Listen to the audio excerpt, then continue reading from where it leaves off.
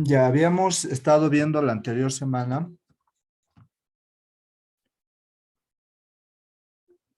funciones. Hoy día igual vamos a continuar. Estoy tratando de ir, no avance, sigo en realidad repasando programación básica, no estamos viendo nada todavía de lo que es la asignatura de estructura de datos. Pero esto nos va a servir obviamente para lo que vamos a ver más adelante. Habíamos visto entonces de que en una función lo tiene entrada, llamados en funciones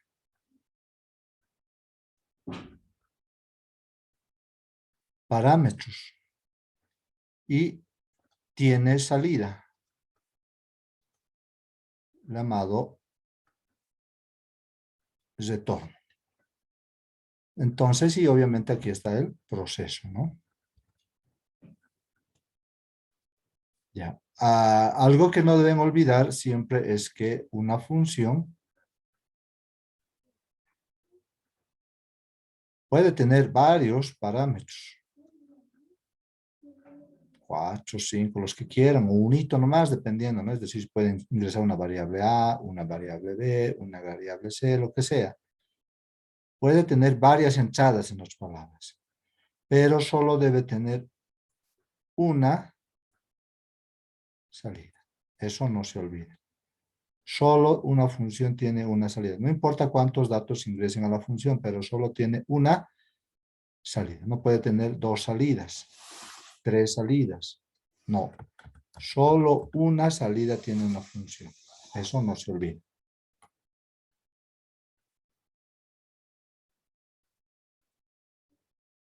¿Ya? Entonces,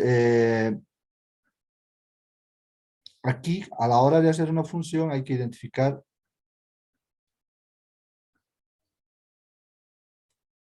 cuántos parámetros de entrada. Y sobre todo hay que identificar sus tipos de datos. Aquí solo sabemos que es una salida y hay que identificar el tipo de dato. ¿Ya? Entonces, en el tipo de dato, vamos ahora, antes de seguir haciendo más ejemplos con funciones, vamos a recordar los tipos de datos. Existen tipos de datos, por así decirlo, o se conoce en programación como primitivos. Estos se dividen en tipos de datos, llamemos de tipo número. Existen tipos de datos que almacenan números, en otras palabras, que almacenan caracteres y que almacenen datos booleanos. Estos son los tres principales tipos de datos primitivos que almacenan casi la mayoría de los programas de lenguajes de programación. Ahora, a su vez, entre los que almacenan números se dividen en dos, podríamos decir, ¿no? Enteros y reales.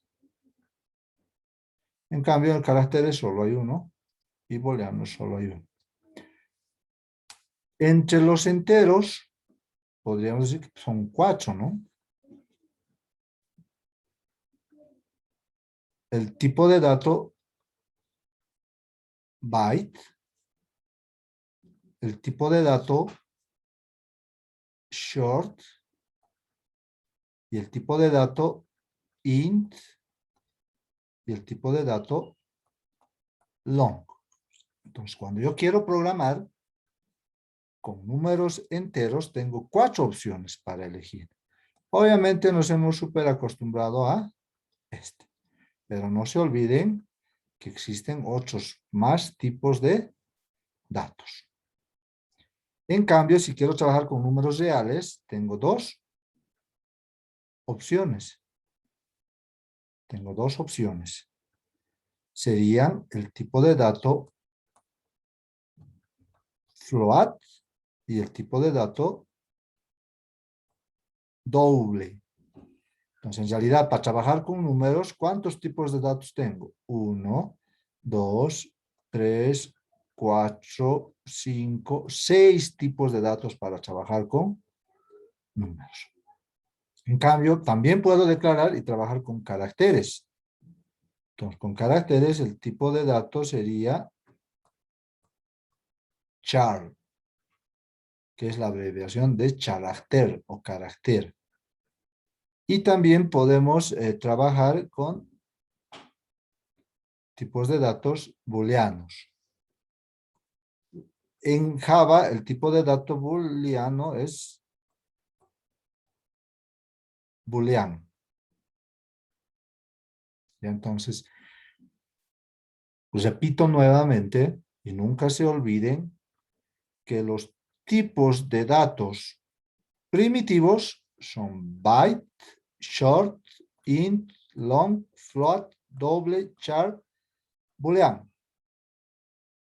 Existen otros tipos de datos que no son primitivos. Podríamos decir que son tipos de datos, por así decirlo, estructurados. Mi pantalla, por no pagar también. El Windows.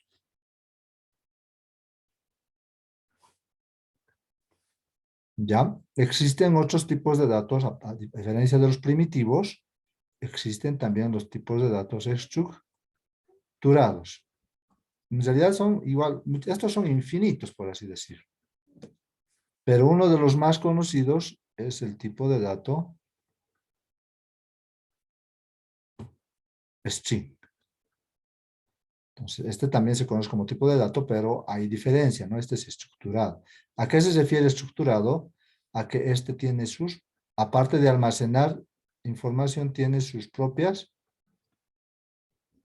funciones. Eso habrán visto, ¿no? En programación 1, programación 2, etc. Ya, pero por el momento, esto nunca se olvide.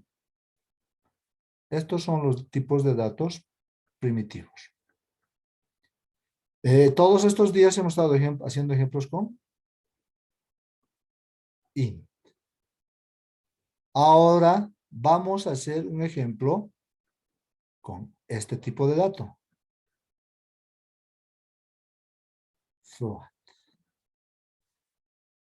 Entonces, ahora a ver, trabajaremos con un tipo de dato. Bueno, antes de entrar al float, ¿cuál es la diferencia, podríamos decir, entre estos tipos de datos, digamos, entre estos enteros? ¿Qué pasa? ¿Cuál es la diferencia entre estos?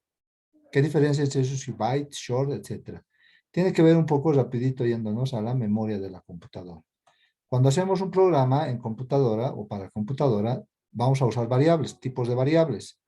Estos ocupan un espacio en la memoria, ocupan un espacio. Entonces, si declaro de tipo byte, digamos que ocupa este tamaño, justo un byte ocupa. Un byte, 8 bits. Si declaro un tipo short, este ocupa el doble, 2 bytes.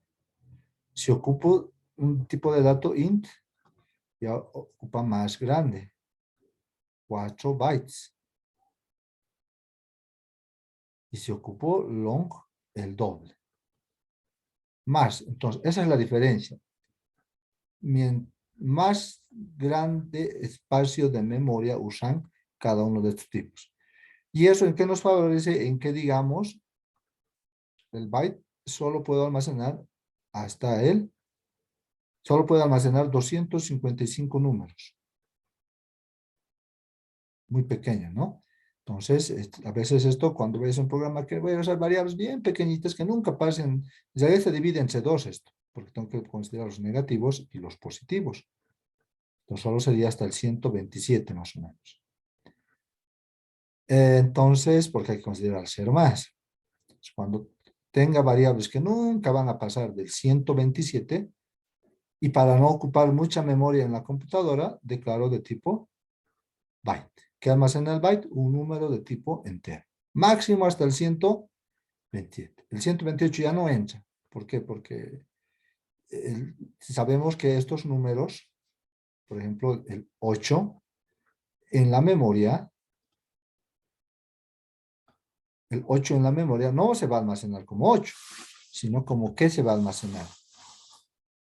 Si agregamos, digamos, 8 entre 2, 4 por 2, 0, 4 entre 2, 2 por 2, 4, 0, 8, 2 entre 2, 1, 1 por 2 al 2, 0, 1 entre 2, 0, 0 por 2, 1. Se va a esta red. Entonces, el 8 en binario,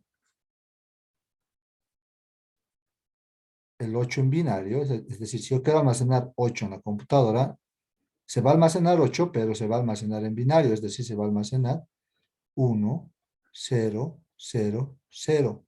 Entonces, ¿cuántos espacios necesito para almacenar este 8?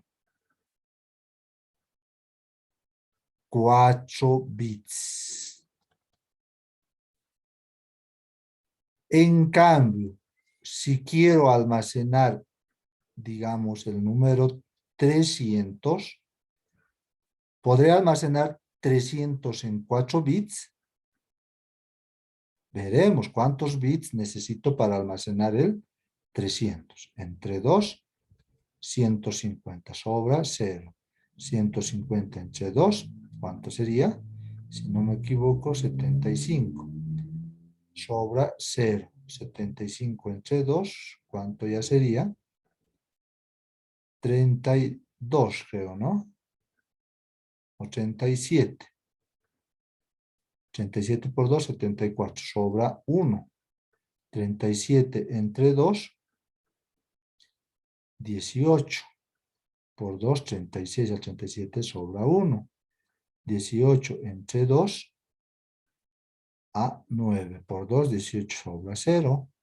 9 entre 2, 4 sobra 1. 4 entre 2, 2. 2 por 2, 4 al 4, 0. 2 entre 2, 1. 1 por 2, 2 al 2, 0. 1 entre 2, 2. Entre 2, 2. Digo 0, 0 por 2, 0, 1. Entonces, para almacenar yo el 300 en la computadora, por lo menos necesito el 1, para almacenar este 1, el 0, otra vez el 0, el 1, el 0, el 1, el 1, el 0 y el 0. Entonces, fíjense, 1, 2, 3, 4, 5, 6, 7, 8, 9. Entonces ya necesito 9 bits, 9 espacios para almacenar 300. Para el 8 solo necesitaba 4. Para el 300, 9. Entonces, a medida que son los números más grandes, necesito más espacio en la memoria, más espacio, ¿no? Eso se refiere, más necesito. Entonces, por eso es más memoria. Byte ocupa pequeñita memoria, short más grandecito, el doble, int el doble de short, y long el doble de int. A eso se refiere. Por eso casi no usamos long. Int, digamos, nos da nomás tamaños grandes. Pero si alguna vez necesitamos almacenar un número más grande que no soporte int, podemos pasar al long. Y el long, aunque sea muy grande, también tiene un límite.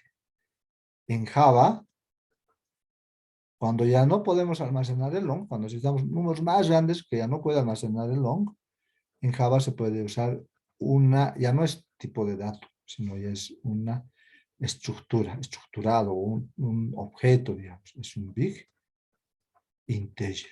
Entonces, alguna vez, si alguno de ustedes está haciendo programas con números muy grandes, que ni el long soporta, hay que usar el big integer. Ya. Pero todo esto he hablado simplemente para que se den cuenta cuál es la diferencia entre short, big, todos esos, ¿no? Ahora volvamos a las funciones. Estábamos en que en las funciones, ahora vamos a hacer un ejemplo con float.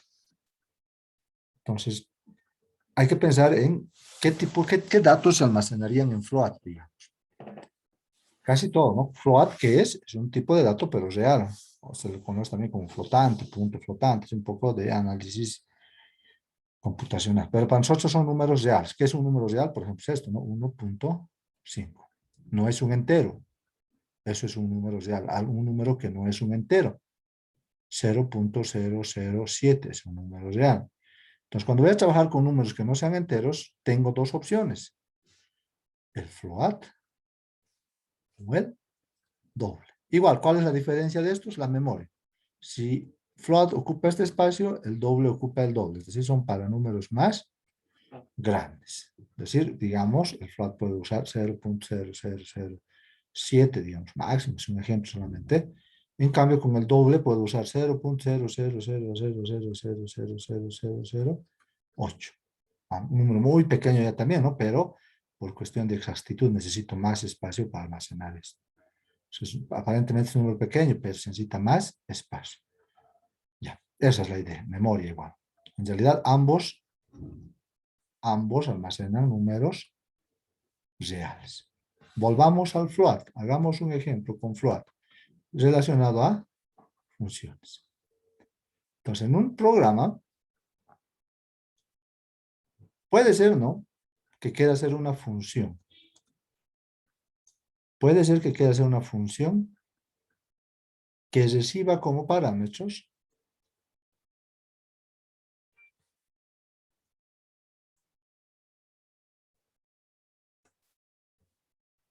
digamos, así algo muy sencillo. Dos números. Y la función debe retornar su división. Entonces, ejemplos. Parámetros en funciones. Y el retorno. Entonces, hay que fijarse mucho los ejemplos. Hay que fijarse mucho los ejemplos, los tipos de datos. Entonces, puedo decir aquí, dos números va a ser de entrada, digamos, ¿no? Entonces, digamos, meto el 4 y el 2. Entonces, el retorno, ¿qué va a ser? 4 entre 2, 2. ¿Qué estoy haciendo? Estoy dividiendo 4 entre 2, 2. Ah, fácil. Fácil, ¿no? Pero, ¿qué pasa ahora si introduzco 5 y 2? ¿Cuál será la salida? Aquí ya tendría que ser 2.5. Este ya no es un tipo de dato int. Aquí puedo usar, ya es un número de tipo real. Puedo usar float o puedo usar doble. ¿No es cierto? Entonces, voy a hacer esa función. Que ahorita voy a hacer esa función. Ojo. Entonces le pongo, ¿no?, los resultados. Esto que sea A, esto que sea B y esto que sea C. Mi función que se llame división. Función que se llame división. Los parámetros, aquí, ¿no? A y B. A, B. Pero me interesa saber qué tipo de dato es. ¿Qué tipo de dato es? Son datos de tipo entero. Ya, entonces esto voy a hacer, digamos, a pedir la salida, ¿qué tipo de dato es? Ya no es entero. Vamos a trabajar con float. A veces,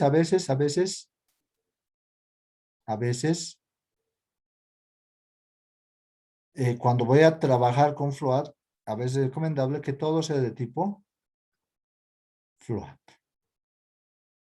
Y entonces, si quiero que la salida sea float, todo que sea float. Eso recuerden, ¿no? O sea, ahorita vamos a ir paso por paso.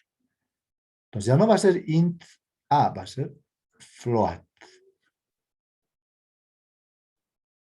Float. Y el retorno también es float.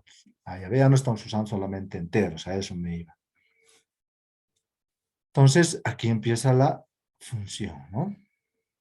Y dice, ya está A, ya está B, y digo, ahora me falta C. Entonces, también float C, que sea igual a entre B.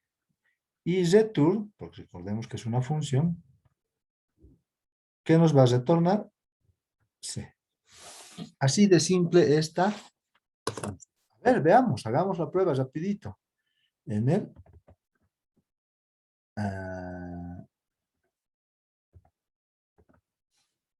veamos en el